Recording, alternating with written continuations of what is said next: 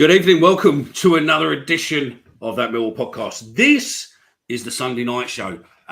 This is where we basically discuss what's gone on since the Friday night show. So this is a preview of our game on Saturday. And then we're basically talk first half about a few of those, that game and a few bits around that game. And then second half on these shows, we pretty much open the floor and we talk about anything and everything that we want to, because obviously we haven't got a match until Saturday, and that game will be covered by another show, or it will be covered by the Friday night show. So today, first half, we're going to be talking about West Brom. We're going to be talking about Casper de Norre. We're going to be talking about Bradley's injury. We're going to be talking about Flemming's miss, etc., etc., etc. And then we'll break. And second half, I've got you some more goals. And then after that, we come back, and then Ben's probably going to talk loads of bollocks. But without that, let's introduce who we've got today. We've got the one and only Stellar Master, Ben himself. How you doing, fella? You all right? Evening, chaps. Thought I'd make an appearance this week. Get on. Well, I haven't had a skinful of beer. No, you're good. But you'll find out in a bit that we got an email who talks about you with the Stella and said that, yeah, it was great, all the way from New Zealand. But we'll come to you in a bit, who that was. And I'm joined by my partner in crime for the live shows, the one and only Stephen. How you doing, fella? Yeah, very good, Mickey. Ben, you're getting a little bit of a reputation, mate. You're going to have to do some damage control or something. Oh, don't tell me that. Anyway, right. We'll be back straight after this, then.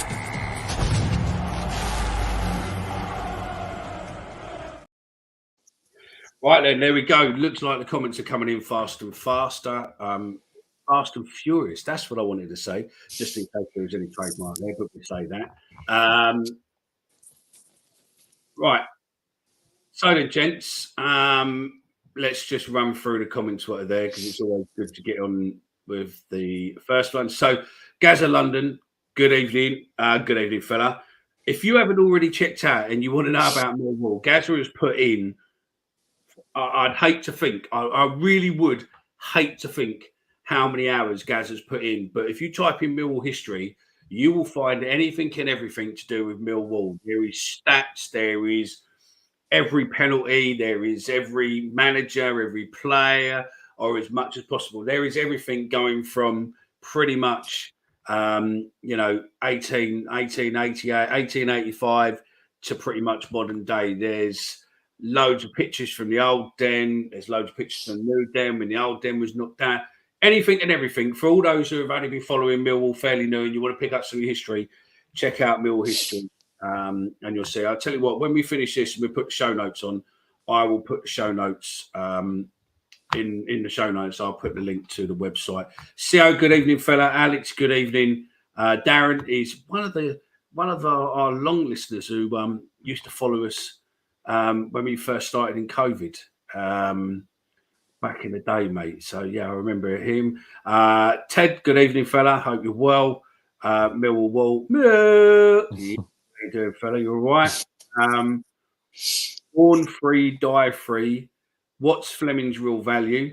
We'll come on to that one. 1824, good evening, fella. Hopefully we're going to have some more disagreements with you tonight. Well, Ben probably will agree with you, but yeah, I like last Sunday. Loads I didn't agree with, loads I did agree with, and it was good banter, and that's what this is all about. What we aim to do with these shows is just pretty much have as much interaction with you guys, and pretty much that's the idea of the game.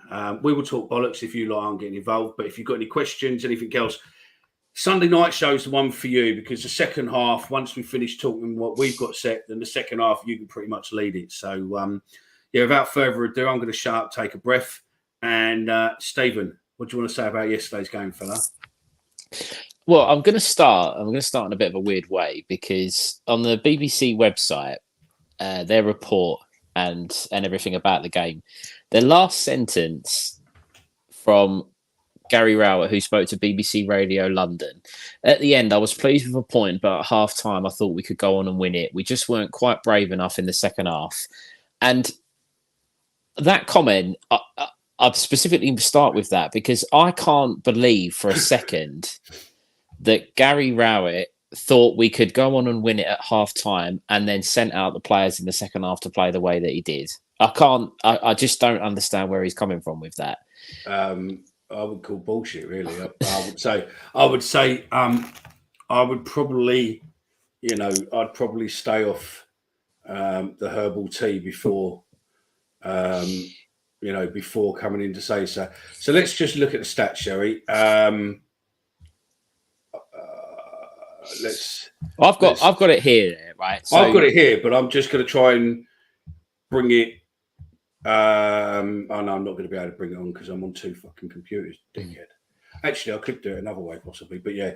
I mean, looking at you, what are you looking at? You're looking at the stats on. I'm just looking at overall, just on the report of the game, and it's just baffling that that's the quote. That was the last quote. There's other things that he said, and we'll come on to that. But what stats are you looking at? I'm looking at SofaScore, and on SofaScore, pretty much from about halfway through the first half, we had a few chances, and then probably about halfway through the first half, West Brom started coming on. We had a little bit before half time, and then after second half, with that quote, second half, it was all West Brom. We probably had a little bit in 20 minutes into the second half for a couple of minutes, and then basically it was West Brom all the fucking way, mate. Well, that's the thing. I mean, look, we put out a tweet earlier, and I'm sure it's something that we'll debate, and I'll ask Ben, I'll go to Ben on this one. Are we becoming too happy to say, it's a point away from home? It's a point away from home. I get the whole argument. I think Joe may have said it earlier in our chat. You win your home games, you draw away from home. No, it's Omar. Omar, you're having a good season. But okay, we're not as good at home as we should be. So when you rock up to places, and again, I'm referring back to this article, it literally it all talks about the fact that West Brom's slump continues with Millwall's stalemate. They were there for the taking. They were really there for the taking yesterday, and we're coming away going, oh well, it's a good point, and a point on the road. Are we too reliant on that? Yeah, I think we are.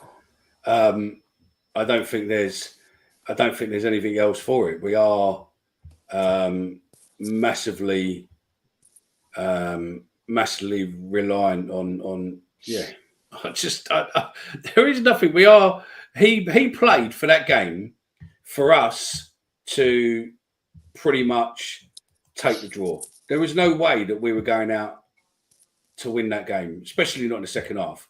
Not a fucking Danny, mate, where we out to win that second half. It just weren't happening. Just was not happening. And if you thought it was, you're deluded. Ben? Well, first off, I think it was Max on commentary. I was watching it on Millwall TV this afternoon. And I think he said, and it was something, he was absolutely spot on.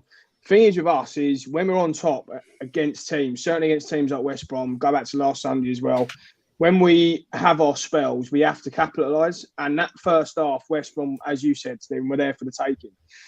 We limited them to long balls going forward. They had no patterns of play. The crowd were dead. There was only one winner in that first half. But obviously, we missed a penalty. We had a couple of other half chances. But we didn't have anything kind of clear cut. And that's kind of the issue, isn't it, with us at the minute? When we're on top, we've got to kill teams off. Well, this is a graphic. Sorry, just wait. You carry on talking, but I'm just going to put a graphic over us of what I was talking about. I was surprised. Obviously, you put that in the group this afternoon, Mickey, didn't you? And I was surprised by that with West Brom's early bit because West Brom didn't really show anything in the first half. Certainly in that first 15, 20 minutes. I don't know where that big green spike at the beginning bit, sort of what time that was, because I can't remember having any chances really. But as I say, yeah, for first half we were just a much better side. We were at them. didn't really let them get into any sort of rhythm, and we were the better team. But as I say, that's our issue at the minute, is that when we are on top, we have to score. Certainly against your Leedses, your West Broms, the bigger, better sides, whatever you want to call them, in the league, we've got to go in front. And when you are a side like us, as we all know, that if we do go, if we don't score early, then we're tending to shut up shop after that, aren't we? So the thing is, I'm just going to come in there. The point you said there, the bigger, better teams. Now, I get where you're coming from, but we finished above West Brom in the last 2 seasons. We went into the game above them yesterday. I know 7 games, 8 games in now and all that, but this is what I was saying earlier. There's a comment I've just seen come up on the screen, Mickey from Gaza. Again, I understand that we were on top first half, didn't need to change, but West Brom were always going to improve. I understand that teams at home are going to get better. They're not just going to sit there and let the away side come at them. But are most of these teams now, are these teams bigger and better than us? They might get more fans in and pay more money, but are they actually better than us? I don't know. Maybe not West Brom then, but I certainly think Leeds, right? And when we start well, like we did against them last Sunday, you've got to take your chances when you get them, even if they are half chances. That's the thing. And probably not West Brom, but even still, it's a tough place to go, right? I don't think many of us would go. I know I said I thought we'd win 2-1, but there's not many of us that expect to get a result, I think is the point I'm making. When you're on top and you have those chances, you have a penalty, you've just got to take them. Because I think at that point, if we go 1-0 up in that first half, as I say, it was one-way traffic, really. It might have been traffic that there weren't much coming back the other way. But, we have to score when we're on top. We have to take our chances. Yeah. The crowd were out of the game. Obviously, the penalty missed, and they get into it a bit, like any home crowd would. So I think that's just our thing. We lack a bit of killer instinct, don't we? 100%. And I think you're right. If we'd have scored that penalty, I think it would have been a different thing altogether, because I think the problem with scoring that, we would have gained in confidence, and I think we would have gone on and possibly scored another. Or, West Brom would have brought it to us a bit more, and we would have then got into a game where we were on the high confidence, and we were going in. But there was no way. Come half time, looking at all the stats out there, come half time, it was as if we were told. The players were told, hold it, let's go for a counter attack and see if we can nick it, but we just hold it up, and that's what we did. And we just didn't look as if we were ever going to make a move. Come that second half, it was as if there was a switch where we just literally switched off.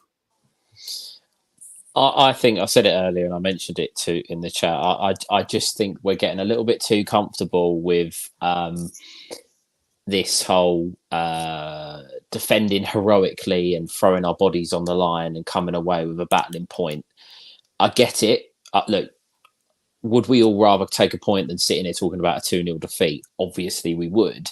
But our defenders are having to defend heroically, which was the comment that was made that the Millwall's Twitter, whoever runs the Twitter account, posted, because they're forced to defend. They're forced to take pressure on. Ryan Leonard, there was a quote on the commentary yesterday. Ryan Leonard was screaming at, it might have been Amaku. I'm not blaming Amaku at all, to try and hold the ball up, because they're desperate for some respite. But the manager's telling them, just sit back, lads. Did you sit back? Did you see that? Obviously, me and you were watching it on the stream, Steve. But did you see that Flemming and Rowett were proper having a go-to, weren't they? Yeah, I think there's a lot to be made about that. I think Gary Rowett is. I think he's feeling the pressure. He's felt the pressure since Norwich. He knows that the supporters are now starting to turn. They're starting to get on his back a little bit. And I know he made his comment and he had his little wave and this kind of stuff, which pisses people off. He knows that we need to be better.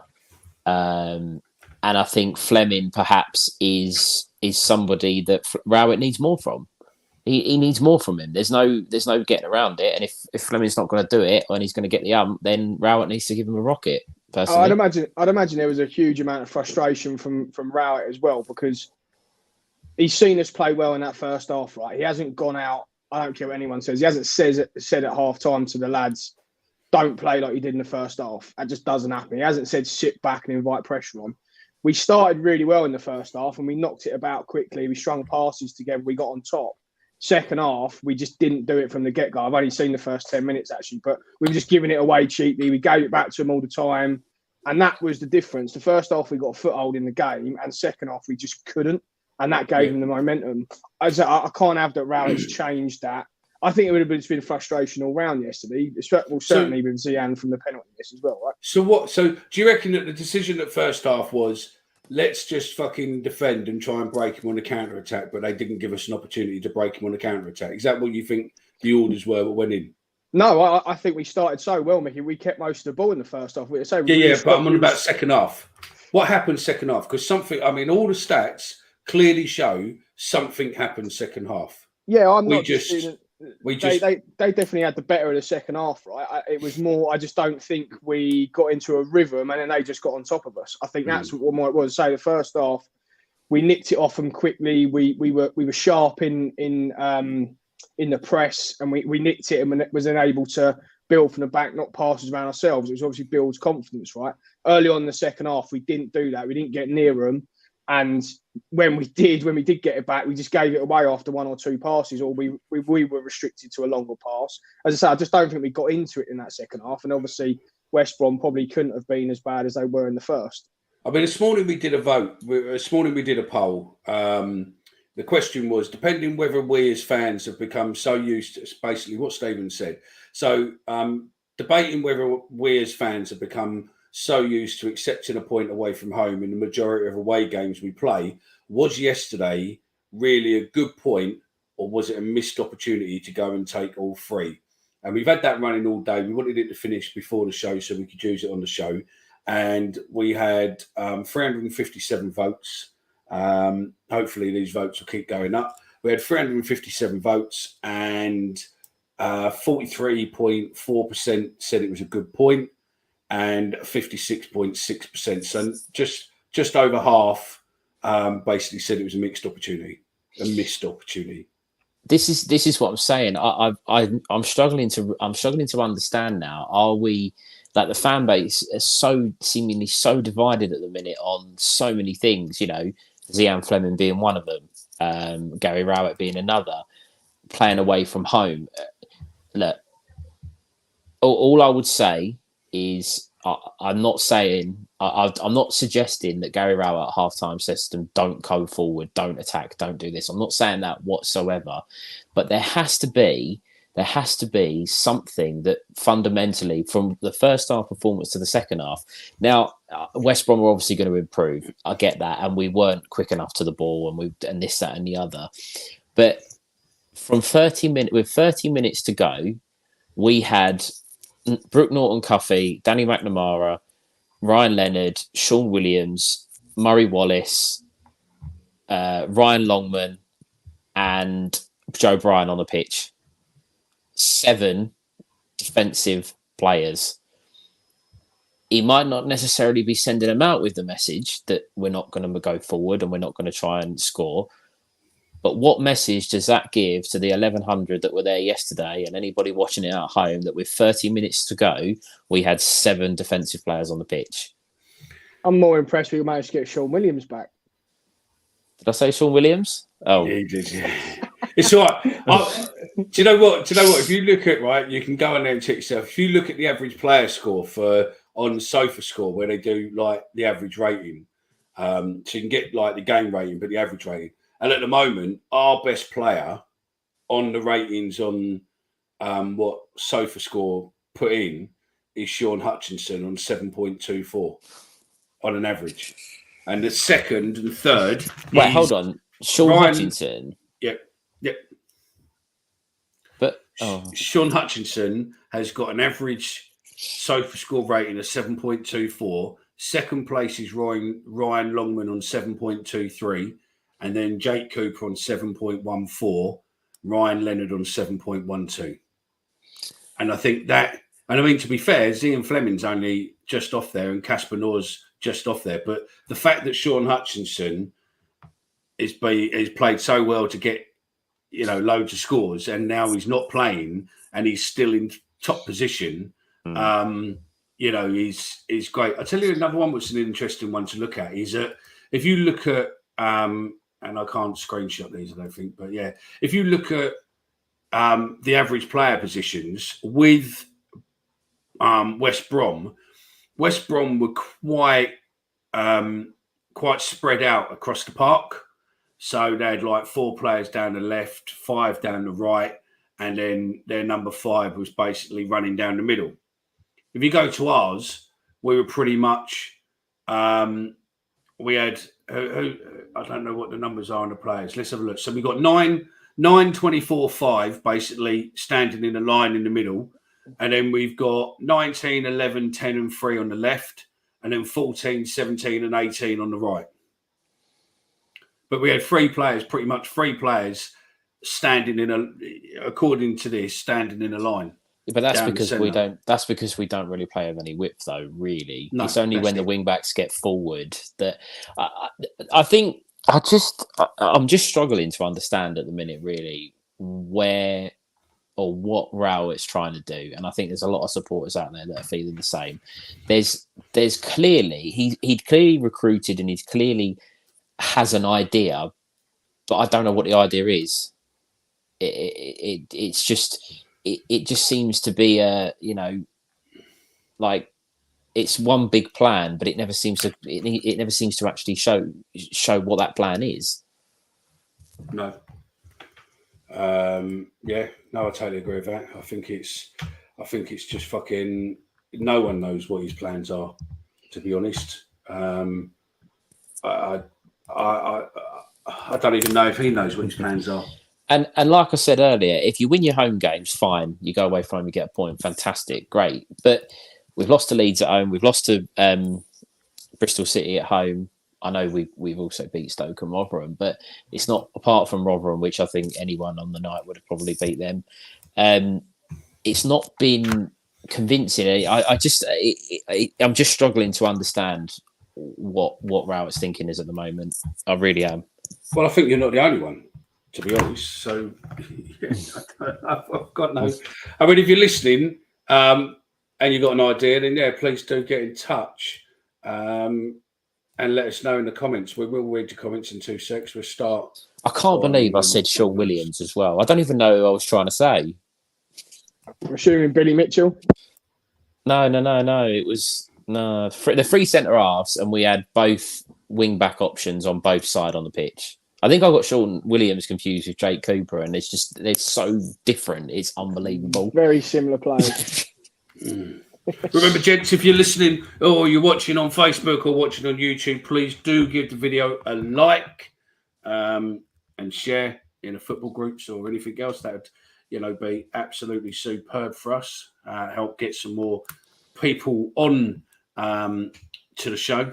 And see what's what. So Stephen, talk for a minute because I'm just trying to put these graphics what I spoke about up in a second. No worries. I'm going to come to you, Ben. I'm going to ask you a question because you're messaging the group about not being happy with Zian Flemming after the game. There's a few comments. There's a few things saying about that we should have cashed in on him. There's issues there. In your opinion, what is wrong with Zian Flemming? Let's take this season in isolation. Yeah, this season only. I think, look, he clearly, in my opinion, it just looks like he's just off the pace. Like something else has gone on, and we all know that something else obviously was, right? It was a brave move to drop him against Leeds. I didn't think that Raoult would ever do that. But I don't necessarily think we were worse for it. We played a shocking Rotherham side, so I know he scored. I can't say he was running the show against Rotherham, was he? So I can't say apart from his goal, he wasn't absolutely outstanding, and he's on top form. One thing I noticed yesterday with the penalty, and again, only because I watched it back earlier, and I watched it a couple of times, he never looked confident. And if you watch it on Millwall TV, it might look different from the highlights you've seen on Sky or whatever, wherever else, but he didn't look confident. He stood over it and he was looking down. He didn't. To me, he didn't look like he was going to score that goal. And the penalty itself was shocking. It wasn't a good save from the keeper. It wasn't anywhere near the bottom corner. But yeah, look, he's just off the pace, isn't he? My opinion on Flemming as a whole, I said it at the time. We were very brave to not cash in. I know we were holding out for a number, and I know we've obviously JV passing that things might have been different, but yeah, my concerns and what I had then are coming to fruition in terms of his form and what we're now going to be able to demand moving forward. 100%. I agree with that. And I think I don't know, there's something not there, whether or not the dressing room's not fully, there. We know that Gary Rowett isn't the best man management, but, there's probably half a dozen managers what aren't, that great at that bit, but I don't know. And just to jump in as well, I do understand we don't necessarily play to his strengths. I get that. But even again, yesterday, I thought Campbell was better in there. I thought Denor was better in there. They moved the ball quicker. When it got into him, he was just late. He just wasn't up to the pace of the game at times yesterday. So, yeah, he's just not at it, is he? What, Flemming, you mean? Yeah? Yeah, mate. So, I mean, looking at the heat map, he was fairly all over. But to me, he's a number 10. So, to me, he's more of a centralised player, isn't he? When you look at most of his activities as such, he's down the right hand, he's on the right hand side. Yeah, on the right hand side, and within the box, there's a bit more red in the box and a bit on the red on the left hand side. But there ain't, realistically, there ain't enough where he should be, where I would have thought he should have been, where he should have been playing, to be fair. But I don't think Rowett knows how to use a number 10 properly. Personally, I really don't think he knows that. I just don't think he knows how to get the best out of a number 10. And that's why, for example, yesterday, I know Flemming was still on the pitch, but when we brought Essay on, Essay was put out wide. I don't see Romain Essay as a winger. I just don't. I think he needs to be inside and making things happen, similar to what Flemming should be doing. I'm not comparing us to any other teams, but if you look at over the years, if you look at, say, proper number 10, so people that play just off of the strikers, you look at Ozil when he was at Arsenal, you look at David Silva when he was at Man City, you play the ball into their feet, they turn, they look forward, and they look to link between the midfield and the forwards. I'm not saying that Zian Flemming is going to turn around and be able to play passes like David Silva, obviously not, but the ball, how often do you really see Flemming get the ball given to his feet? It doesn't happen enough. Flemming had 43 touches. Again, yeah, I don't disagree with that, Stephen. And one shot on target. Well, that would have been a penalty. When he does get it, as I say yesterday, when he did get it in those pockets, it wasn't like he had a bit of magic or sharpness to. Oh no, I agree. He's not doing it. Do you know what I mean? Yeah, that's where I'm struggling with him. And I tell you, this number's a bit worrying for him. He had 7 clearances yesterday, 1 block shot, and so right. So that's eating up his touches. Yeah. So I agree, Ben. I'm not saying that if we suddenly started to try and put it into his feet that Flemming would turn on the star and be a better player, but it just screams to me that. We've had it on good authority that there are players that perhaps don't like the system and don't like the way that Gary Rowett plays. And I just wonder if Flemming's looking at it and going, well, yeah, okay, he's off the pace and he knows that. And no one would be more disappointed in missing a penalty than Flemming. He'll be gutted to have missed that. Well, you'd like to think so anyway. But I just look at it and go, he's a shadow of the player that he was at the beginning or the middle of last season. And all confidence seems to be drained out of him. For someone that's come over that give it the I'm really confident, nothing phases me. His attitude, he just looks to be a little bit broken at the minute. And that's what I mean, mate. He didn't look confident over that penalty yesterday, No. in my opinion. Would you though? Just on Flemming as well. So just since Blackpool last year, which is obviously his penalty, he's got 1 goal and assist, which have both come this season. And prior to that, he scored against Preston last year at home. Yeah. There are big gaps there, right? On the subject of the penalty though, yesterday there was a couple of people on Twitter that were saying, why isn't Bradshaw taking the penalties? Flemming's a penalty taker. There's no There's no doubt about that. It might have been you, Ben, that had said had Nisbet have been fit, would Nisbet have taken the penalty? Which I think there's a very good chance that he would have, considering he's nicked the free kicks off of him. 100%. It took him in pre-season, didn't he? Yeah. But why? But I think it would have been a bold move to take Flemming off of the penalties. I think it's that he was the right choice. But what I'm saying is, if there is a problem with him, if he is drained of confidence, maybe he shouldn't have been put in that position to be taking a penalty in the first place. Maybe. Yeah, maybe. Let's get some of these comments done. So, John Parr, good evening, fella. We would have been Sheffield United today if we'd have gone up. Thank you, Blackburn. I think you might have a point there, mate. We could be getting beaten by cricket scores week in, week out, to be fair. Richard, good evening. Chris is happy Detroit Lions won. Ben, get on the vodka. Ben, get on the vodka and tell him, mate. Mark, hello, Helen. Wave, boys. Hi, Helen. Hello. You don't want to say her name then, Ben, no? Sorry, mate. I was on mute. Hi, Helen. Hope you're having a lovely evening. There we go. Let's go into that one there. Is it me or does Ryan Leonard look better with each game he plays? We'll come to Ryan Leonard in a minute with his stats. Where is it? Took both strikers off and replaced with a left back and a right back. Yep. I understand it. We were well on top first half. Didn't need to change it, but West Brom were always going to improve. 100%. Rowett wasn't on the pitch. Maybe players not good enough. Good evening, Darren. Apart from the penalty miss, what do we think of Flemming's overall performance? I think we've gone through that. Good evening, Daniel. I think Daniel's the same one who sent us an email, possibly. If it is you, Daniel, and you are the same person who sent us an email, just reply, yeah, that's me. But we'll give you a shout out in a bit anyway. Right, he reacts to West Brom coming on us rather than being proactive and trying to win the game off our own back. He plays for a clean sheet. Sorry, gents, I've got to get through these comments because otherwise we're going to be inundated, and we're getting so many comments per game, per show now. It's mental. He played the second half. We're 1-0 up. CO, the glaring issue 2 matches into the season was our overall conditioning. Our guys looked gassed 55 minutes in. 8 matches in, the story is the same. How are our boys completely exhausted so early? And again, we'll probably come back to that second half, to be fair, because then it's a little bit more open up. Connor, good evening. Ted, we're crying out for an attack-minded coach to help Rowett out. Otherwise, nothing will change. We've said that plenty of times before.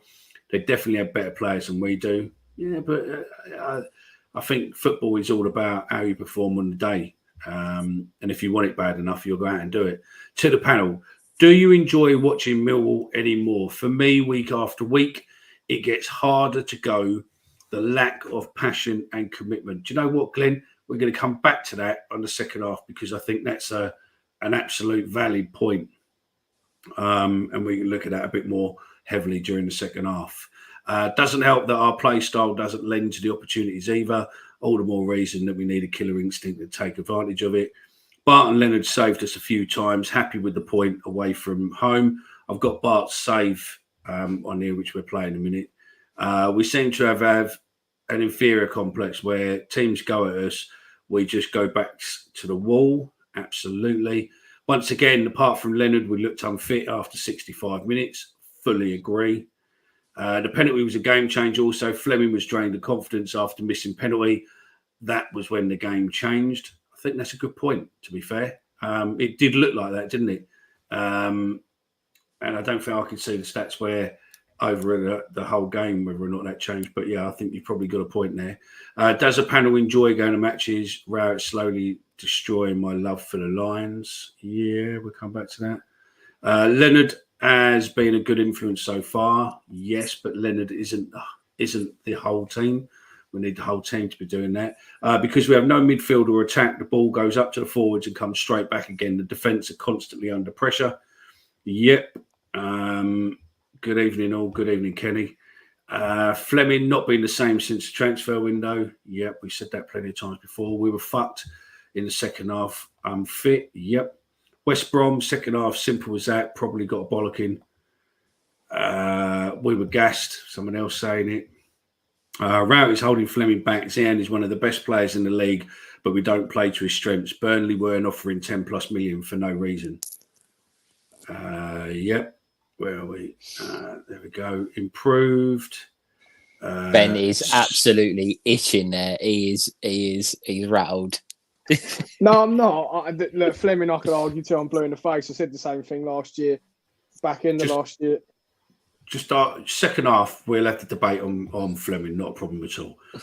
I was there yesterday. You could see the confidence visibly drained from the players after the penalty miss. Flemming played well up to the penalty, but where I was standing, you could see fear in his eyes before taking the penalty. That is not a good sign to be seen in one of our best players. Our build-up is slow to pass back to Cooper, then the long ball up. Sean Williams, did I get in a time machine? No, Stephen did though. No, thank you, Connor. We need the Millwall B. We don't need the Millwall B team in Gillingham. I really like Longman so far. Honestly, like the left wing back better than Brian. Bart now has 2 clean sheets in 2 games. Will Sarkic. Will he come straight back in when he gets fit? Listen, mate, everyone knows I can't pronounce shit, so it doesn't bother me. Unfortunately, he talks a good game and convinces himself of his own bullshit. I fucking agree with you there, Miller. Does anyone know what happened to George Honeyman? No, mate. He's going to be thingy. Sean Cummings? No. Is Honeyman still injured, by the way? Yeah. Or is he injured in one? No, he's still injured. We tried to get Noslin from Fortuna. Yeah, we went into that last week. Needs to start. Amaku needs to start. Why he ain't starting with someone with pace and hunger is beyond me and beyond us. Going to need to now, Mickey. Got no strikers. Yeah. In with this, just wish he would take the handbrake off for a little bit. I was so excited after that Borough game, pace and skill and a Prem finish. Just wish you had your names up. Just wish you had your names up. Who, us? Are you on about us? If you want, if you mean us, then say so. I can put our names up if you want our names up. But I'm Mickey. That guy there is Stephen, and that guy there is Benjamin Button. Does anyone know what happened to George Honeyman? No, he's missing.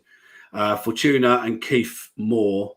They would have been a difference to Rout's tactics. Totally agree.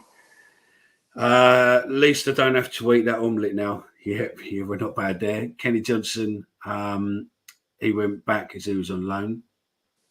Who did? Honeyman. No, Honeyman we brought. Honeyman coming back from injury. Mate, we've got so many comments we didn't go. Zian looks like he's had about... Joe Zampa.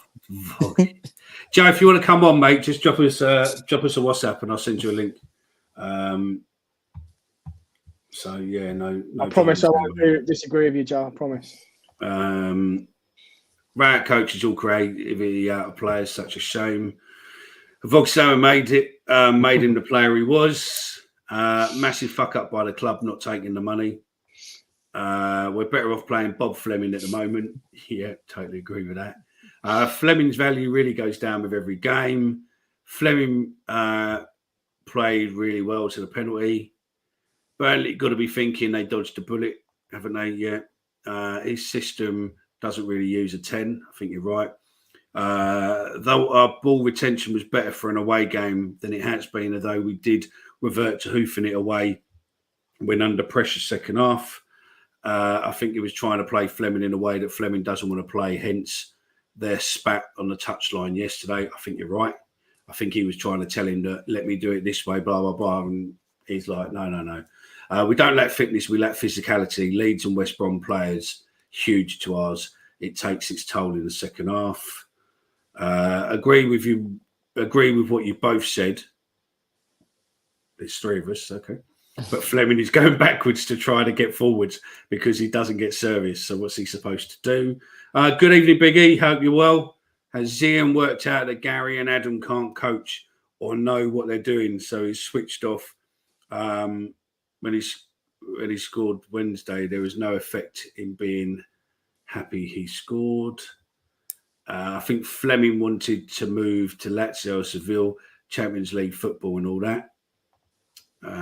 George Saville needs to play. We miss his ability. Yeah, George Saville's one we're talking about second half as That's well. actually my dad, and who put that comment on there, and I'm so pleased because he knows how pissed off I am at the moment that George Saville is our fourth choice midfielder. It is a joke. No, it's fine. Not happy. Okay, we'll come to that second half. So yeah, listening to you with the missus, please say hello to Lorna. Hello, Lorna. Hello, Lorna. Thanks for allowing Lee to say, to listen to us live. And I won't repeat the WhatsApp message he sent us either, because that's just. Oh, Mickey! Oh no, you've done him in. I bet he wants my numbers now to give me shit. Great show, fellas. Well done. Thank you, Nigel. If you're a first time listener to the show, please get in touch and all that. So yeah, and we'll go from there. So yeah, Kate Leonard, fit player of the season, 100%. Yeah, absolutely. Where are we? Yep. Sorry, never explained. Oh, our names, right? Okay, I can put our names up in a minute. So yeah, Rat subs were geared to not to lose instead of nicking a win like we did at Borough. Why? I don't know, fella. Nice to see you, Martin. Yeah, no doubt we're bumping into each other at some game. It'd be nice to have a little chat at some point. Say face to the name and all that. Bring Saville back. Yeah, I think that's the wish on everyone's list, mate. Is bring Saville back. Question: do you reckon Zian will go in the January transfer window? Possibly. To be fair, start of this season, I think it's equals our longest period in the club's history in the second tier. I think you're about right. To be fair, I think the only place Flemming's down in January, Mickey's probably Gillingham the way he's playing. I reckon Steve Zampa and Bellina would be better off playing. Trust me. I'll send you some highlights of the charity game that we played at the Den. You don't want me anywhere near a football pitch yet. No. Guys, it was daylight robbery and a point away from home. Right, there we go. Saville, only player with some bite, and he can't get on the pitch. There we go. If you're commenting now, we will come to them in a bit. So, yeah, I suppose we've finished the first half. We're coming up to the end of the first half, and there is a little bit of stoppage time, no doubt. Bradder's injury, that's not a good sign, is it? No, it's not. Especially now we've reverted to the two up top. I think I really was looking forward to Nisbet and Bradder's striking up some sort of partnership, and that's gone fucking up the shitter after one game, isn't it? So, yeah, gutting. You know how much I love Bradder's, so hopefully it's not too bad, because we're going to need him as well. Otherwise, as I said, Imaku is going to be starting, right? Well, you see, could this be the same as last season? Last season, Rowett's hand got forced for injury, where we had to then start playing the back four. Now, is his hand going to be forced again, where he's going to have to be putting Imaku and possibly Esse up as attackers with Flemming sitting in that number 10 position? Because then all of a sudden we've got some pace up front, and we could potentially do a little bit of damage, possibly. So, yeah, what do you think? What I think should happen is I think we should. I would go Flemming and Imaku.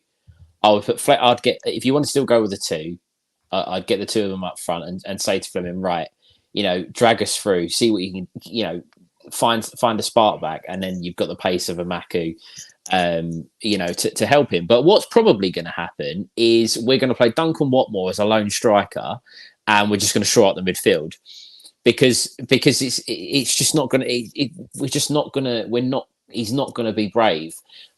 Again, lots of people say, there's a fella at Leeds. I think is it Gray? Something Gray who's playing, a youngster who's playing every week, and there's other players that are playing every week. Give him a chance. What's the worst that can happen with Imaku? Give him a chance. Let him 100%. Try and find his feet.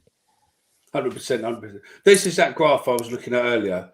So that's the West Brom team. You boys can see that, can't you? Yeah.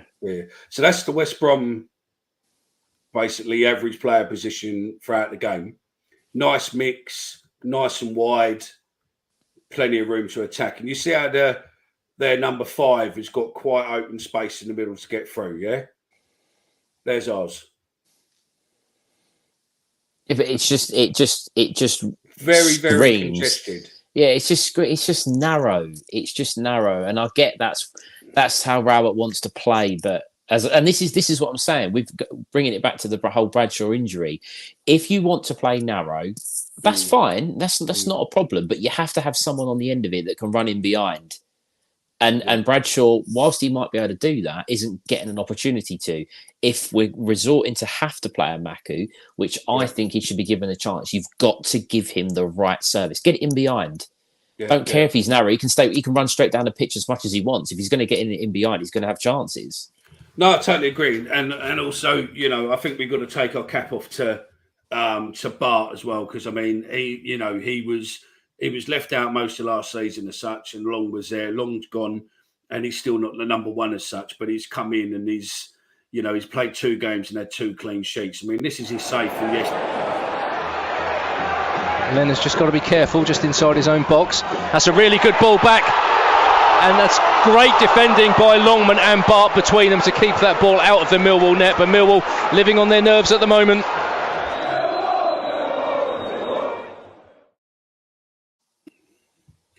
Very, very instinctive save, and something I don't think Long would have done.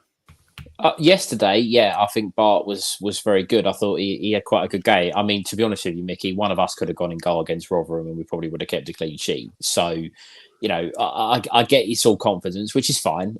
But yesterday, I thought Bart had a good game. A couple of shaky moments, but I still think he's not played a lot of football for a long time, and I think he's still getting a little bit of match sharpness. But look, if you had the choice.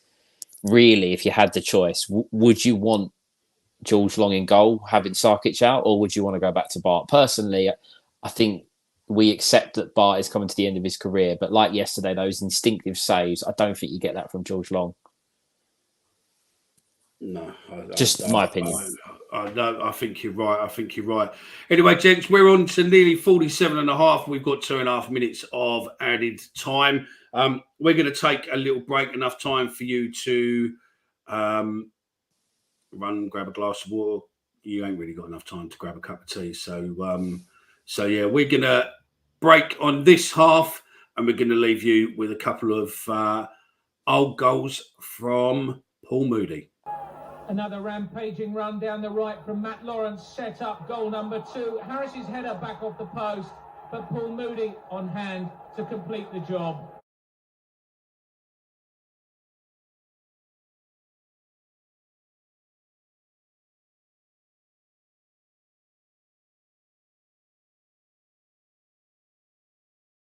By this stage, in spite of the presence of Alan McCleary, Paul Moody returning to the Manor ground, put another nail in their coffin.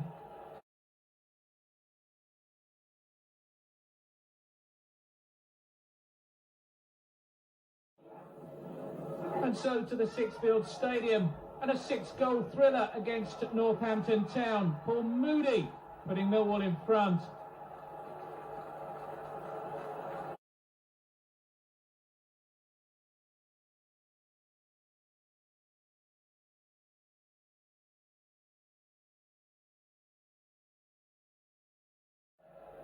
It was now time for Millwall to turn on their party pieces. Harris with a little step over and chip to the far post, and Moody yet again to score with his head.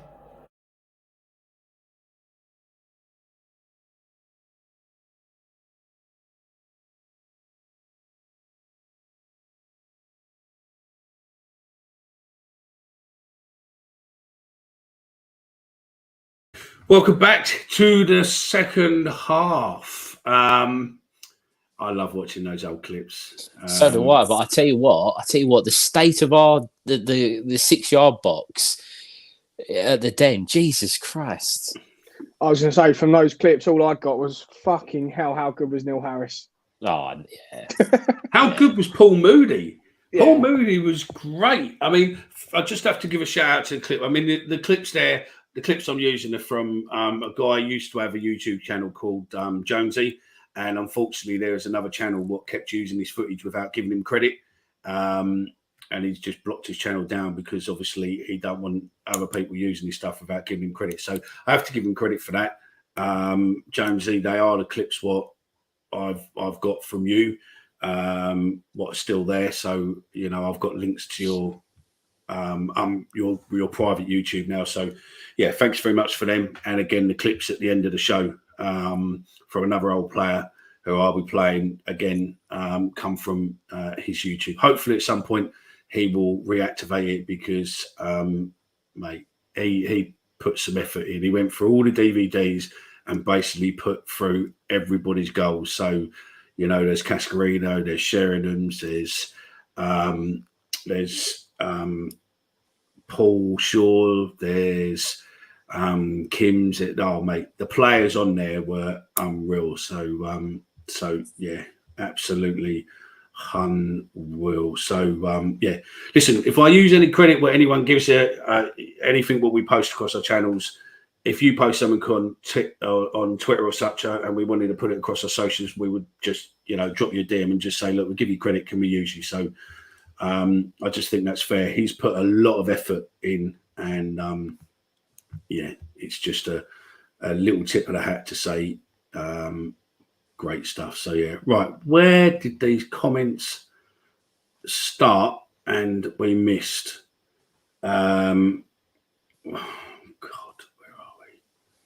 There we go, isn't it? It was daylight robbery. There we go. I was wondering, could you not put your link up on Millwall sites, like Hoff or Facebook, etc., if this is allowed? Of course, I've got no issues. I mean, I can speak to Hoff if need be. Facebook, we're on. We post. We post on there, so this link gets, when we set the schedule, this goes up on there. So yeah, but again, it's all you guys. If you subscribe to us on YouTube and you put the nomination, you put the notification bell on, when we post something, it will then flag you, and then you can just copy the link into football groups, whatever it is. More and more people are finding us, which is great. Again, little things like liking our stuff, retweeting our tweets, etc., liking on Facebook, reposting stuff on Facebook, all that just gives us that little bit of help to get in front of more and more people. We only do this really. We just do it because we like it, and we'll come to an email later on where it's emails like that what make it what make it all worthwhile for us. So yeah, that's what we do. So yeah, right. How does our player recruitment go? Does Gary Rowett identify targets and then AA, etc., go and get them, or does AA scout, identify and get targets? Personally, what I've been told by someone very close to the management side, that most of the signings we got in last year were all down to Gary Rowett. If that's true or not, I've got no idea. I can't walk up to Gary and ask him. The stock joke answer here, Mickey. Aldo loads up Football Manager, goes through the database and picks someone. Absolutely. On that note, though, just before we move on there, really, though, how much should... I know head of recruitment suggests that it's his job to find the players, but does that surely Gary Rowett must have more of a say in it than what we think, because he's the one who's ultimately, his job's the one that gets scrutinised every week. He's the one who's got to coach and pick these players. Surely he has more of a say in it than anyone else at the club. I don't know. I would love the club to give us access to Gary Rowett or even Aldo or some players. So I'd love to be able to have access to that. But unfortunately... it's never going to happen. It's not going to happen. I think it's, the problem is that I understand why the club don't. If they give us access, then every other channel over a set limit or over a set will go, well, we want access too. And then it's into a bum fight and all that lot. You've got to look at it in two ways. It's, yes, we'd love the access, but also you've got to look at, with getting the access, you're going to have to take some responsibility where you're probably, it'll be not preloaded questions, but it'll be pre-submitted questions. so that they know what's coming and whatnot. So it wouldn't necessarily be how we like to do stuff, where we do off the cuff. You know, we might ask a question and then all of a sudden something else comes in our head and then we'll ask that, and it might be the way they want us to do. But yeah, we're C on that one. So yeah, Joe says, with no Nisbet and Bradders available on Saturday, I would like to see us play Amaku and Zian up front. Yes, with absolutely. SA in the 10 behind. Zian has been ineffective in the 10 lately. Yeah, Absolutely spot on. I'd like to see that, but it won't happen. no. Gary Rowett now will break the bank now and get Kiefer Moore, or we are fucked, or we're fucked. I don't think Kiefer Moore's going to come in. And we've got nothing until January. So we've got no one coming in until January. That's quite a good call, though. Amaku and what more up front? Well, based on the clips you've just seen, mate, as well. Big man, small man, that definitely could work. Yeah, and Chris has been around a bit. He's a bit of an old bastard compared to us three. So I can say that because like I'm here and Chris is wherever he is. Yeah, as long as he don't catch hold of me at a game, I'll be fine. So no, I'm all right. He's old school. He knows I'm joking. Why so many injuries? Are we just unlucky, or is it training during the week? See, now I think that we raised this before. I think it's something to do with the training ground. I think the training ground can't be upgraded, and I think playing at state-of-the-art pitches, and our pitches, let's be honest, is a state-of-the-art pitch. I mean, it's a hybrid grass, so there's real grass and a high percentage of AstroTurf there with a mix. And I think that probably has a benefit of a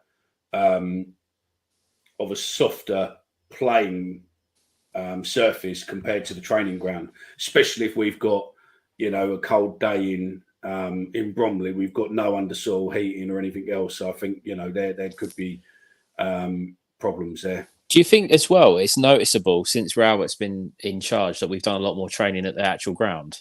Yeah, you see a lot more pictures of them training at the ground than you do at the training ground. And I know it's been identified, and we've the new training ground. Harris spoke about it at the evening, and it's obviously a topic of conversation. But Rowett's clearly looked at it and gone, "This isn't good enough."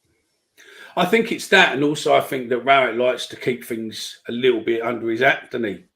So I think with playing at the ground, you can control who sees it, because there are a lot of fans who will go to the training ground and post videos or do bits and pieces, speak about stuff.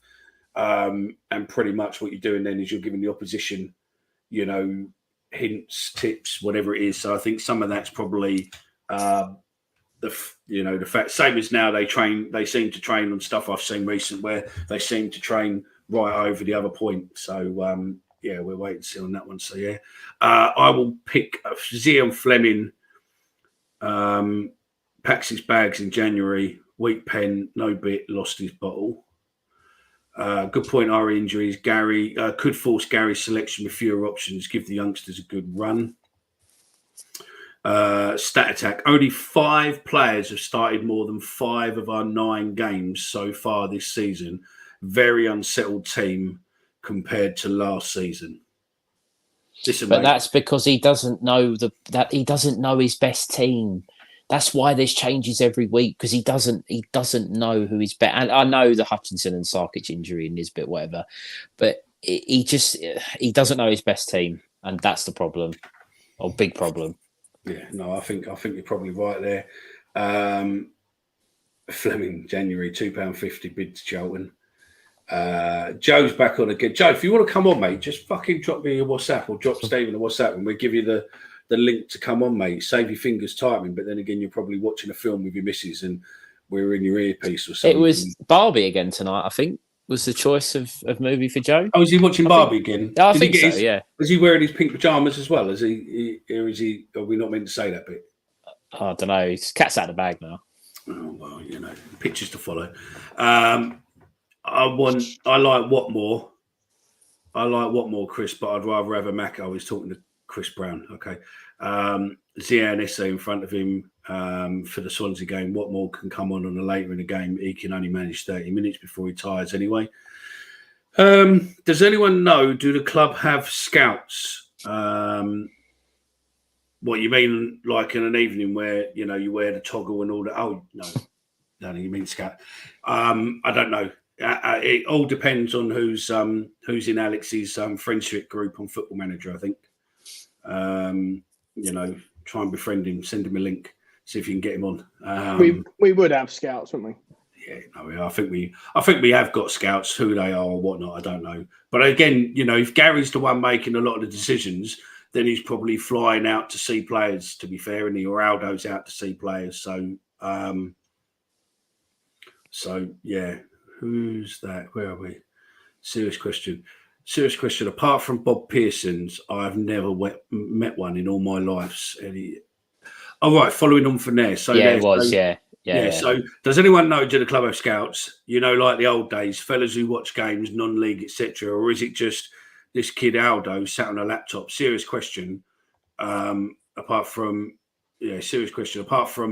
Bob Pearson, I've never met anyone in all my years. Honestly, I'll go and do it. I'll do it. I'll go and be a scout. I'm a bit old for all that now. So, yeah. And I know fuck all about football. So, yeah. Grab a beer. Yeah, no problem, mate. Just going back to the scouts, Mickey. Sorry, mate. I was just doing a very quick search on Google and two young fellas have popped up on my LinkedIn as first team scouts. Ben Green and Stephen Jones. Paul Moody, 2001. He was a big lump, 5-0.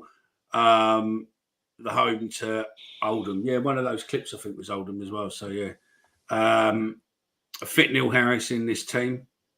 Yeah, doesn't get the service. Yeah, why can 19-year-old Cuffy play 90 and Essayne and Maku get 10s? Fucking hell, copy and paste is a result for you, isn't it, Darren? That's what you posted on Friday as well, fella. So yeah, I don't forget, mate. We could do with a Moody type player now, 100%. I wish Watmore would look up sometimes because he gets into great positions with the ball but ends up running into a dead end. Moody or Dicchio? That's a question and a half, isn't it? Oh, look, there's another one now. Paul Moody versus Sadler. Ooh. I'd have Sadler over Moody, but Moody over Dicchio. Can't possibly say anything there, mate. That's your opinion. But obviously, we're not going to say you're wrong. Don't get me wrong, Cuffy is an impressive, even being played out of position, bring the pace and hunger of Essayne and Maku, no-brainer. Love seeing the old goals. We've got some more for you at the end, so don't panic. And we've got a little surprise what we throw at you to see if people are interested in that. These two guys only know about it because I told them about 20 seconds before going on air, and they seem to like it, so hopefully you will.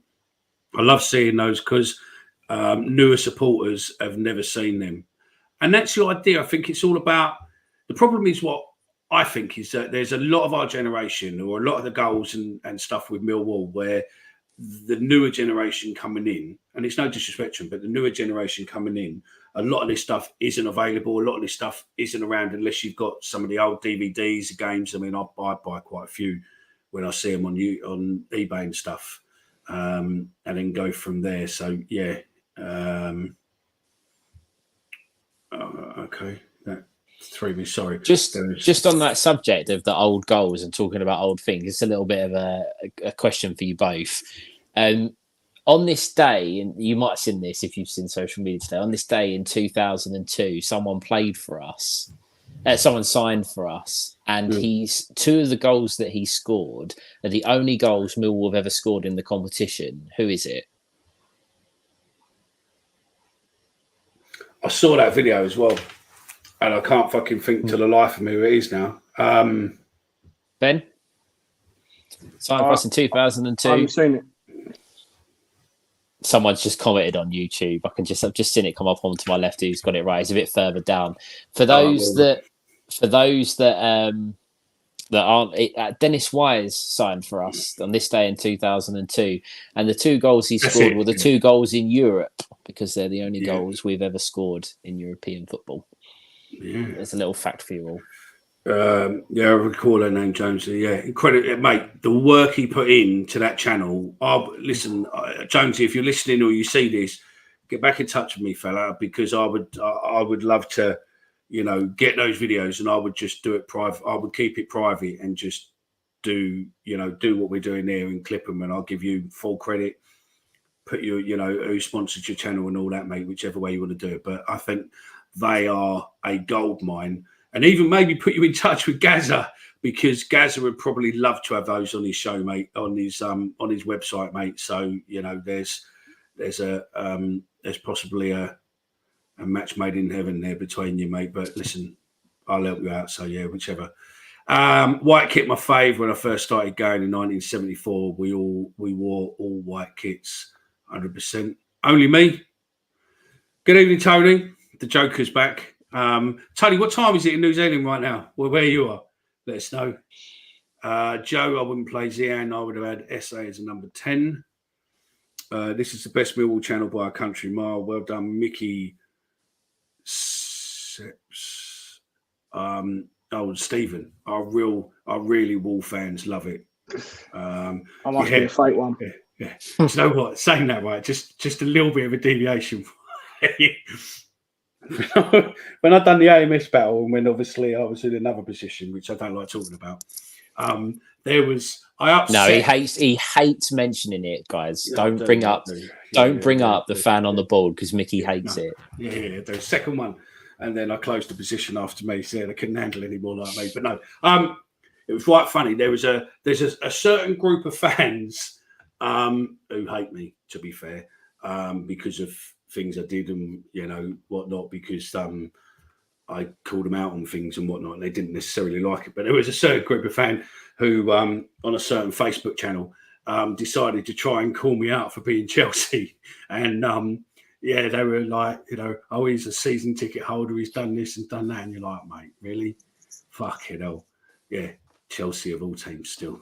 I'm not Chelsea, I'm Millwall, but it's funny. Where are we? Who's AA? They're a bit like the RAC, but different. They drive the yellow vans. No, I'm joking. AA is Aldo Aldridge, who used to be the Southwark News reporter and started News at Den many years ago before it was sold to Southwark News. He used to be a journo, and then he went into Millwall. Then he went to Stoke as head of recruitment, and now he's back in his head of recruitment, player operations, etc., etc., etc. I don't know his full job title. Maybe one of the two other lads can Google it and see exactly what his job title is. But yeah, hi. Can you get Gary Rowett on here? Do you know what? I would love to have Gary Rowett on here. I'd love it. I'd love it. And I have got a meeting with the club soon, hopefully, and I will try my best to see, because I know of other channels what I've got him on, and they've got him on without necessarily going through the club, and he's come on. But I'd like to do it the proper way, because then it opens up further doors going down the line. I don't really want to. Can we, if we do get him, can the person that interviews him is Ben after a few Stellas? yeah, that would be great. I'd probably only very few people defending him, to be fair. No, that's it. So yeah, should have sold Flemming. Is a proper mini cut. I think you mean Moni. So yeah. Where's the lad that needed to ring the Samaritans? Has anyone seen him since Lee beat us? He looked gutted. I don't know where Dan is. He's about, I think, but yeah, I don't know. He is still alive. He is still alive. He's still in the group chat. So yeah. Heard we're going to play 9-1-1. I don't understand this idea of running two forwards of the same style. How do they play off each other? That's a good thing. I told you, let's say, old school, mate. That's it. But I don't know who that Mickey is, because that's not how you spell my name. So that Mickey's got two black eyes and he goes out with Minnie. Gary is never doing an interview unless it's a cupcake. He's made his opinion. He's made his opinion of things like that very, very clear. It must be something with the training ground. How many players are having problems with their quads? To be fair, I've done my quads playing in that charity game the year before on the pitch. I was on there for about 30 minutes, and then I've done my quads, and it fucking hurt like a bastard. How much do you want to bet we will sign Keith for more in January? You can screenshot this before I say I told you so. Oh my God, another one of fucking Mystic Joe's fucking predictions. I don't think any have come off right yet, have they, boys, in the group chat? I don't think they have. So, yeah. Player say every week, end of. Mate, we've got to get through these. Joe Zampa, no chance he doesn't want to be here. But he won't. There we go. We need Saville back. Right, I'm going to flick through these. Yes, scouting. Yes, Ben, scouting the scouts. No age means nothing. More experience, the better. I would love to see. I'd love to do it as well as scouting. I mean, we have no plan B. We don't even have a plan A, mate. To be fair, we definitely don't have a plan C. So yeah. Oh my God, this boy don't shut up, does he? Moore didn't turn us down. Moore, the club kept him as their other transfer target fell through, and the other transfer target is. Was the lad from Holland as well, which we spoke about last one. It's all VHS. Yeah, there is. And we'll come to this in a minute because about something else in a minute. So, yeah.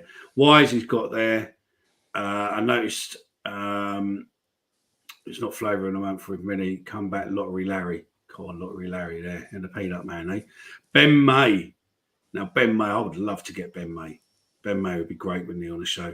What about the other 2 or 3 times we tried to sign him, Joe? Well, there's a battle going on there. 2005. Sorry, Wise Goals 2004. Oh, we got your question. 10:05 a.m. on Monday morning. See, we're time travellers, mate. We've got to get through these quotes. We're getting through them. So thing. Don't know about the times, mate. I don't know. Okay. Is there any on there what we want? Oh, there we go. Can I ask a little Millwall teaser? Go on in, fella. You do it. Do it. Go on, off you go. You do it. If you had Rout on the show on vid call, he'd sit with his back to the wall, inviting pressure. Yeah, we're definitely not getting him on now, are we? We're winning our next game into the playoffs. I think you're right. I think we will do all right.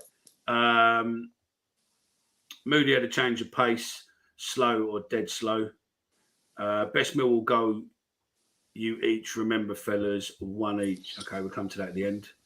I have loads of DVDs of Goals to Law, 98, 81, 90, 88, 91. Yeah, I've got a load on another YouTube channel stored on there, a private YouTube channel with quite a few of those. So yeah.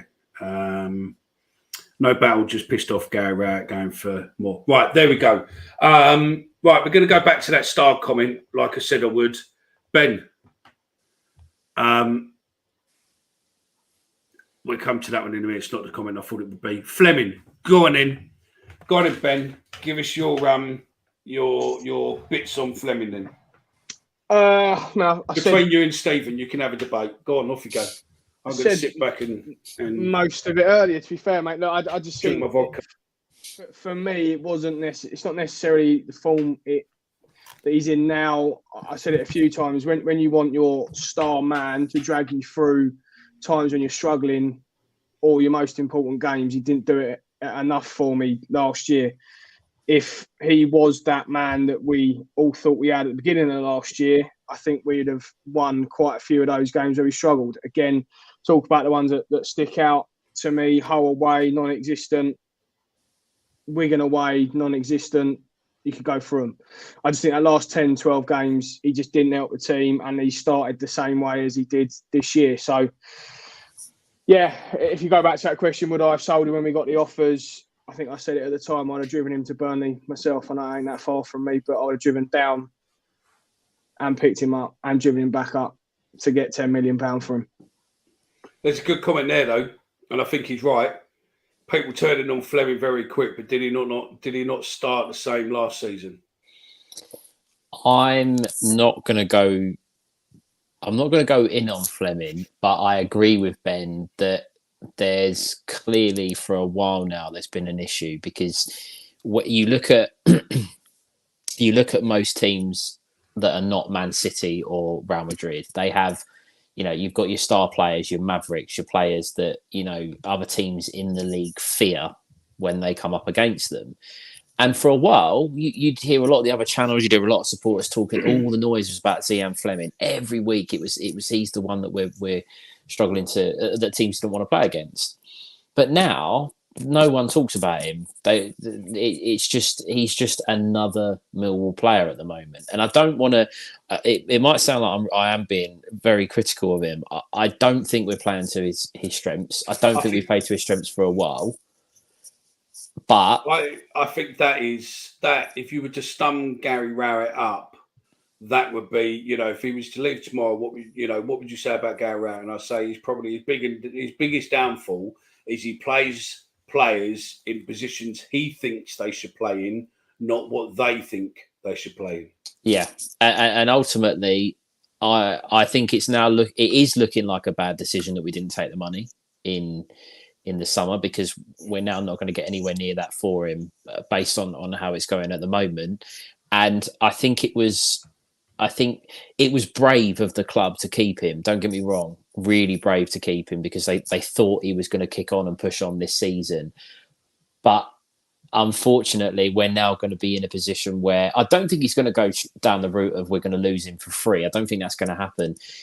Perhaps at the end of next summer, someone will come in. He might, something. You don't know what's going to happen for the season either. But it just seems the whole Flemming saga from middle of or back end of last season over the summer, all of the talk of him going, he's staying. I just think everything that has culminated in a lack of confidence, a lack of belief, and he's possibly playing for a manager that isn't playing the way to get the best out of him at the moment. No, I think you're right. Let's move on. That's a good shout for a good goal. And again, Gazza's one there. I'll take Gazza because he knows his onions, mate. So yeah, but that there, didn't he do the same against? Didn't he do the same for Oldham as well? He did. A massive. Yeah, he did. There. Be careful driving in Burnley, Ben. They nick your wheels. I think he's had a fallout with Rowett, and they don't agree with the style of play. I think you're probably right there, Baz. Let's see our next two home games. Zian turns up and fucks off to Palace in Jam for 15 million. Was it? I play Flemming up front. Apart from the goals, he hardly did anything last year. No assists. Play him up front. I've always said it. I would now. I would try him up front now with the striker crisis. I can't. I don't see why it wouldn't hurt to give him a chance there. I reckon he could still score 10 to 15 this season. I'm not going to mention anyone else because last time I mentioned him, I fucking jinxed the poor fucker. So yeah. Right, Stephen. I'm going to flick through some of these things as you're talking. Give us your rant on Saville, mate. Why should we play? I'm going to go full on Ben here when he was trying to defend Billy Mitchell and Tom Bradshaw a couple of weeks ago or last week against Leeds. George Saville was our best player last season. I know we've spoke about Flemming won player of the season and Bradshaw was second. I'm not going to get into a conspiracy theory, but it was clearly obvious that the club wanted Flemming to win the player of the season award. But George Saville was our best player. When he didn't play, when he wasn't on the pitch, it was noticeable. How Gary Rowett can sit there and have him as our fourth choice midfielder. We talk about needing leaders. We talk about needing players that understand what it takes to play for Millwall. We talk about needing a little bit of bite and someone that's not afraid of a challenge. George Saville is all of those things, and he is sat on the bench. People can tell me how good this Campbell is. You can tell me how good and Billy Mitchell. Look, fine. We can have that discussion. But if you're telling me that George Saville has gone from our best player last year to being fourth choice and not getting any minutes in a game where we're being overrun in midfield, something has gone completely and utterly wrong. And he's either had a falling out with Rowett or he's not fit. But if he wasn't fit, he wouldn't be picked to go and play in the Northern Ireland squad, would he? Honestly, it's pissing me right off. So then, your message to Gary Rowett would be, play him. What harm would there be, realistically, after Saturday? Saville and Denore in the midfield. Why not try it? your best player from last year, and Denore's played very well. I'm not saying he should come out of the team, but I just cannot understand how you go. Even to the point of yesterday, he brought on Billy Mitchell. Okay, fine. He might have wanted some, people that can get around the pitch. I'm not saying that it was wrong to bring on another midfielder, but why are you not playing your player? It's like the argument at the start of the season. Tom Bradshaw was top goal scorer last year, but he wasn't getting picked. George Saville was arguably our best player. He's not getting picked. There's something not right there. It's just not right. There's a comment there. Do you think Saville's carrying a knock from the international game? Well, why is he in the squad then? Why is he in this? I could honestly, I could go on about this for the rest of the show. I'm not, because we've got other things to talk about, and then nobody wants to hear me just go on a massive rant. But it just baffles me. There's a comment further on. I've just got it on my screen on the left. Saville should be captain, never mind sub. Have you not seen it? Look, it's there. Oh yeah. Honestly, I wouldn't. I'm a professional. It's baffling. It's absolutely baffling. And I get you want to improve and you want to move forward, but to me, what does is it Alan Campbell? It is Alan Campbell, isn't it? What does he do that George Saville doesn't? Yeah. Someone in the comments, anyone, what does he do? What does Campbell do that George Saville don't? Ben's got a smirk on his face and it's just annoying me. No, mate, I 100% agree. Look, I love Saville, you know that. I don't. What I was going to come in on and say was, why would you go and get I like Cam, by the way, I really do, and I think he'll be useful for us when he's fit, but I wouldn't. They're similar players, right? It's what we spoke about the other day on the Leeds show, that you've got between him, Sav, Denor, Mitchell, maybe not Denor, but you know what I mean? They're all just central midfielders, or box to box, or maybe not Mitchell in the box to box, but they're all central midfielders. So when we look at our recruitment again, it's a bit like, why would you go and get a very similar player to Saville? But yeah, I love Sav. Whoever said the captain thing, I'd be in 100% agreement. I think he should be captain. I really thought you were going to go the other way, because with your no. I was going to say, if please don't. Not now. I was smirking more on the Campbell things. I do like Campbell, and I think he will be useful for us. He did well for Luton last year. I think he will be useful, but it's just that, where do you fit them all in? And a game like Saturday, as we said, screaming out for Saville probably second half to get a bit of impetus in the game, bit of experience, smash a few people, get us back into it. Or even, I was saying, how many times does Saville win a foul? When you're under pressure, he has an ability to win a free kick and it'll get you up the pitch. Or, as you say, take someone out when you need to, or take one for the team. I cannot believe that he's gone from being first name on the team sheet to fourth choice midfielder. And you'd argue as well. I know they play different formation, different positions, but someone like George Honeyman, who is likely going to be used in a central position based on the system when he comes back in, if he gets back in, is he going to be another one that's moving ahead of him? I just can't. I just don't get it. I really don't.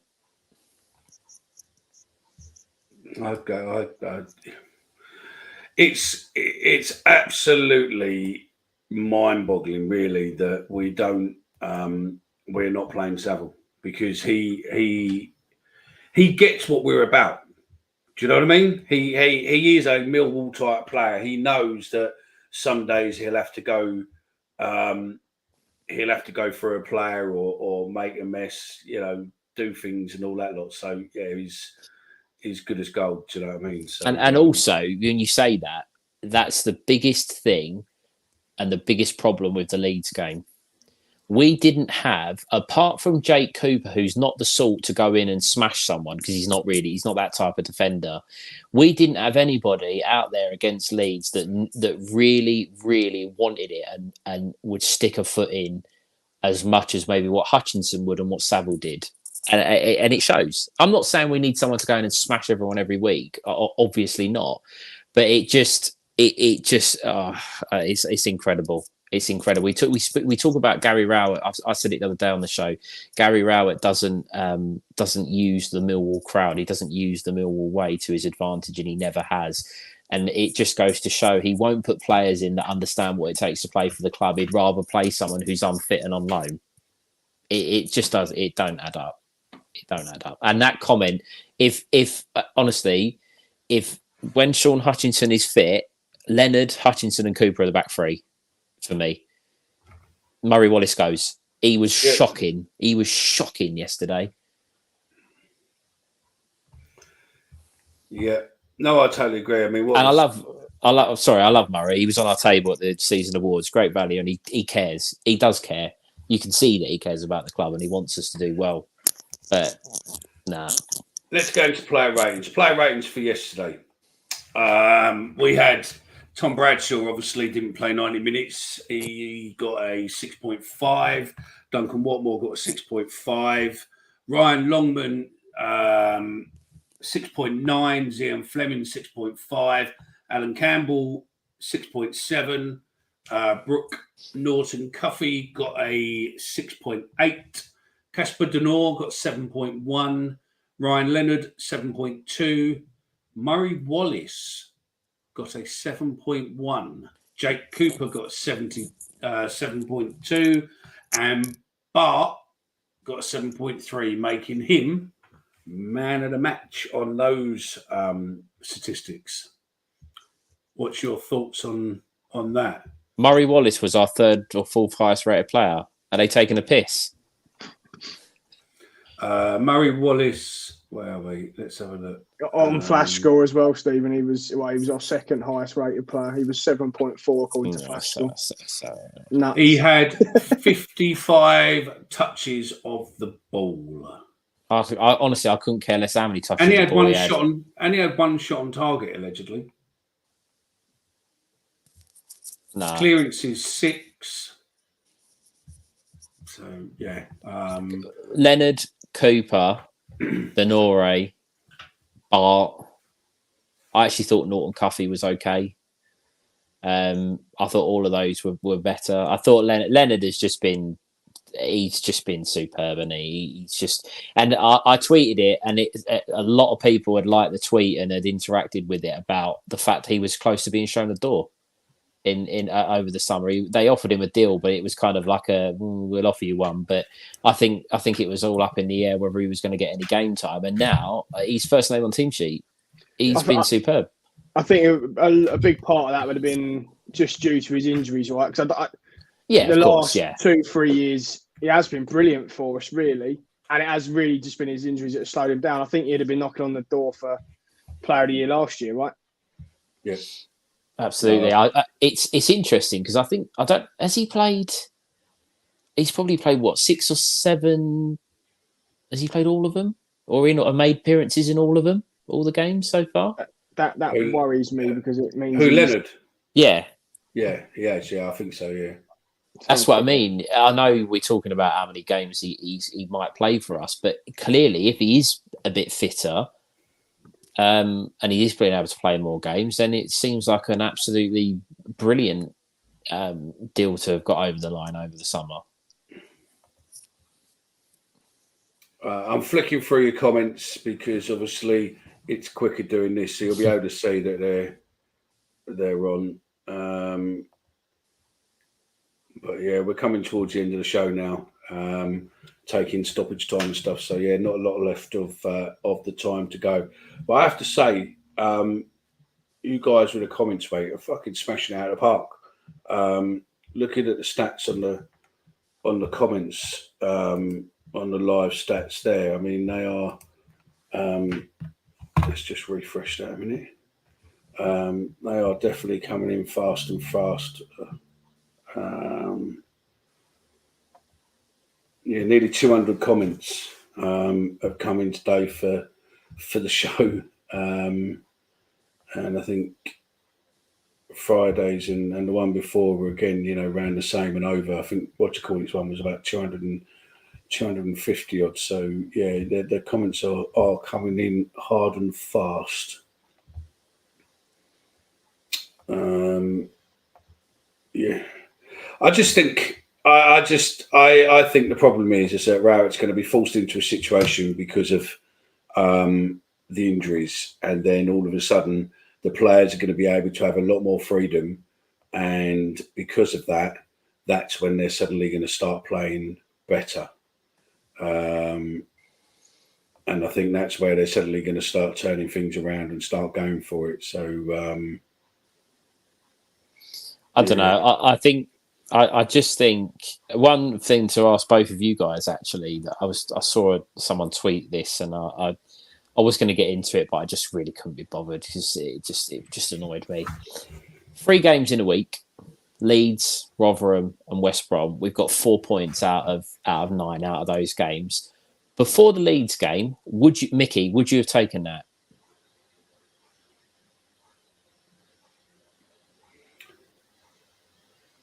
Four out of 9, I suppose, ain't bad. 6 would have been better, but yeah, I suppose you would have took it. Ben?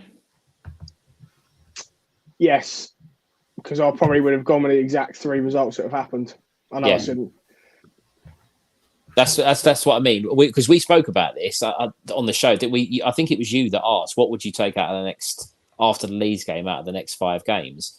I'm not being funny. 4 points from the first 2 after those. I think we would have all taken that. So I do think there's as Millwall fans, I think there's a lot to be said that we do moan a lot and we are unhappy about a lot of things. We're doing okay. We just could be better. And I think 4 points from this week is okay. It's okay. Yeah, no, I agree with you. I think it's okay. I think it's. But you put it like that, yes, it's okay. But we always expect more. We are Millwall fans, and we always expect more, and that's the problem you have. People moan about us and stuff like that, but yeah, it's. I think that's the problem. We will always expect more than what we got, and I think the problem is with people getting on Rowett's back is not the fact that Rowett is a shit manager. And before the comments go mad, what I'm saying on that is that if you look at statistics with him being here, we're pretty much where we were. This is his second best start to the season, where we are now, compared to last year, the year before. I think it was, wasn't it, on that stat what we put on the group chat. And he's on paper, he's one of our better managers, but I think it's just that it's boring to watch. And I think as Millwall fans, we like an entertaining football match, and we like to be able to get behind the players, get behind the team. And the problem is there's nothing to get behind. Going back to a comment what we said earlier is, it is boring the shit out of, going and watching, going away and stuff like that is literally boring the fucking shit out of you.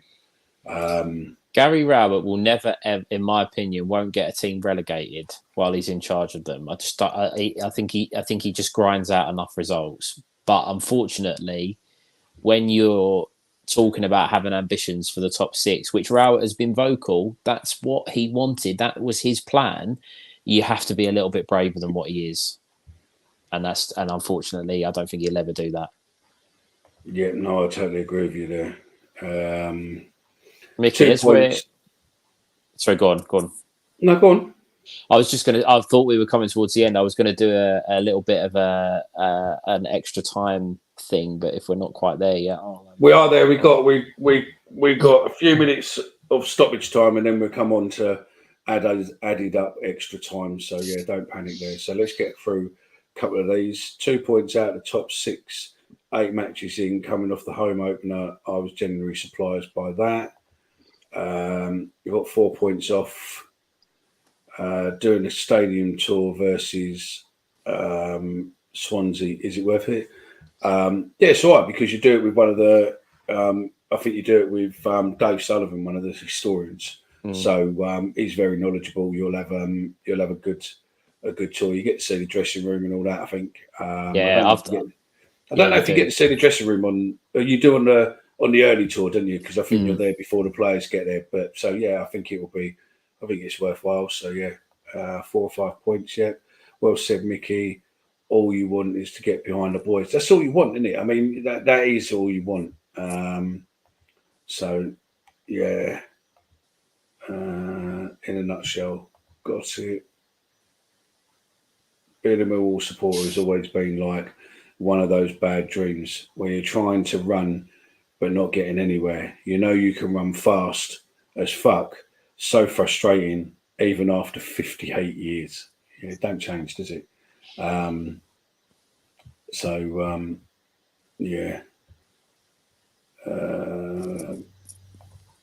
Yeah, maybe Ben. Go on, Stephen. What do you want to say, fella? I was just going to give a quick update for the That Millwall Pod Community Fantasy League. It's been updated now. So the top 3, I don't know if they're listening now or if they listen back to it or whatever, but Alex Gidley, 401 points, Alfie Irving, 400 points, and Alex Robson, 397. And it actually pains me to say this because you'll realise why in a couple of seconds. Out of those in the pod, the panellists of the pod, the man that's flying the flag for us is actually Ben Green, who is currently 6th with 389 points. So, Ben, you are leading the charge for us. But you're making the playoffs as it stands, but you're not quite at the top 2 yet. So, guys, thanks for joining. It's a bit of fun. Keep it up. And yeah, Ben is leading the charge for us. So the Chris Brown post. What's that? I was going to say it's a long scroll down to find the next one out of the WhatsApp as well, mate. Hey, I'm not in there, so yeah, because I play it for about 3 weeks and then I get bored and don't bother going back into it. So yeah, Chris Brown put something on Twitter earlier, which I'm keen to look at if other people are up for it. We'll look at ways of being able to do it. So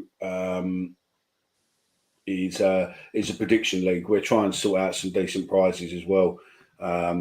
See if I can speak to the club to go over something, some other bits and pieces, and we can do something there. So yeah, next season we'll look at doing a prediction league, and then we can do spot prizes, highest for the month and stuff like that. We can do bits and pieces, beer vouchers or whatever, mate. We'll sort something out on there. So yeah, I have to agree. Dave Sullivan and Mervyn Smith or Darren will come on in a minute, but he is pretty much our Yoda at Millwall. I've interviewed this fella a while back, and I'll see if I can get him back on for something, right? But this geezer, you could turn around to him and go, Millwall versus XYZ, 1927, what are you going to do? What was the score? And he will tell you the score in attendance, literally within seconds. So yeah, we'll do it. So yeah. Mickey, are you going to come on to that email that we got earlier? Yeah, I'm just doing it. I'm just going to come onto it now. So yeah. Earlier on, we got an email from someone, and all the way from New Zealand. I won't read the whole email, but basically, he moved to New Zealand in 2014, and he lives out there. But a bit what we liked about it was he said obviously his granddad took him and his brother, but his day used to consist of our Saturday was Tower Bridge Manses, and then a short walk to Greg's for a Chelsea bun, then down the Blue for a paper. We'd then get to the ground super early, like 2 p.m. It was great because I used to be able to watch the players come out, etc. Best times of my life, unlike when I was in my early 20s, going with friends, leaving the pub down the Blue at 5 to 3 and missing most of the first half. That is Danny Clem, which I think is who commented on here earlier, maybe not, but if not, then hello Danny, all the way in New Zealand. We got an idea coming for the fans around the world very, very soon. So yeah, we'll also let us know. We'll have to do a poll next time we're on or something else like that, but let us know. We're thinking that possibly we could do a webinar sort of thing one day where we could get people on through registration, because we won't be able to do it probably live because of copyright issues and stuff like that, but we'll probably be able to do it through a webinar, but where maybe we could re-watch some of the old games, because there's a lot of games I've got in full, so like the Arsenal, the Chelsea, some of the old games, West Ham at Thingy's Ground, stuff like that. So yeah, that would that would be an option if people want to, if people fancy that at some point going forward. So, yeah. Stephen, any last words before we go? Just to say, really, that thanks to all the guys that have listened and commented and stuff. We obviously, me, Mickey, Ben, Joe, Chris, Dan. Don't want to miss anybody out. We love doing this, but it also helps when we've got you guys commenting and listening and giving us your opinions and stuff. We're not always right. And we like to be challenged and stuff. So thanks for watching. And if you can give us a like and a subscribe, and we'll keep doing it. And you get to see our faces every Sunday. Speak for yourself, mate. I'm always right. And remember, listen, honestly, if you can like on the videos, and also if you're on YouTube, subscribe to us on YouTube, because pretty much that helps us get in front of more people. And if you can hit the notification button, then if we do any surveys, any votes, anything across YouTube, you'll get notification and see. And also when we put the live shows out, you'll know when we do it. But we're looking at Fridays and Sundays, definitely. And then going forward, we might do other ones, and we'll let you know with the webinar one. Maybe we'll try and start up an email list or something, and then do invites, because we're going to need your emails to be able to send you the webinar invite. So yeah, I think that's pretty much it. Quick through the comments. Ben, you got anything you want to say, fella?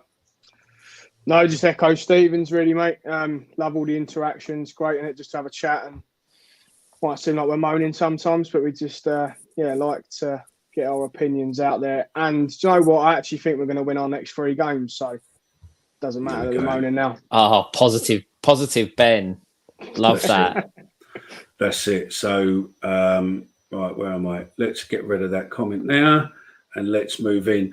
That's it then, gents. Thank you, and ladies, Lorna and Helen. Thank you very much for tuning in for the first time. Hopefully you like the show, and we'll see you again soon. And everyone who's taking the time out of their Sunday evening to join in and support us and watch us and everything else. All your comments are read, all your emails are read, all your text, tweets, whatever it is you send to us, they all do get read.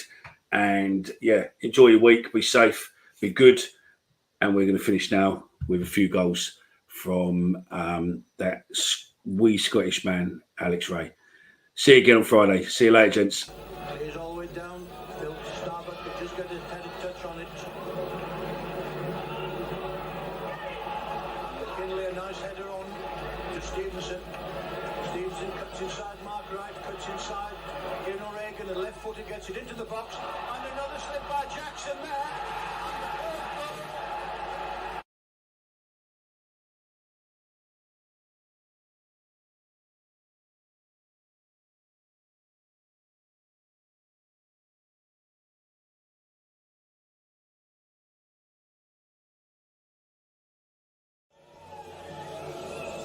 Still putting the pressure on.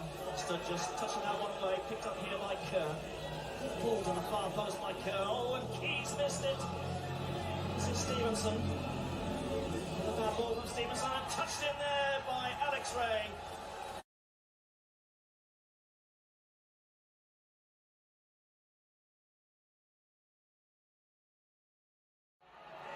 Already laying it for Cunningham.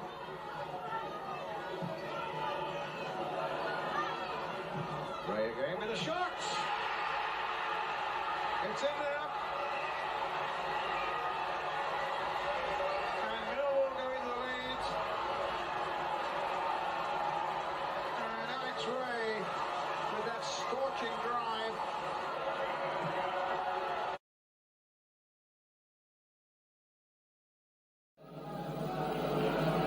Walker. Nice ball to Stevenson. Stevenson gets the ball in. And Mitchell miskicks at the front post.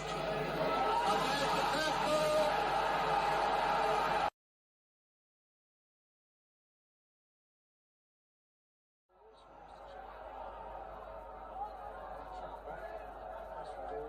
Showing him the little chest off.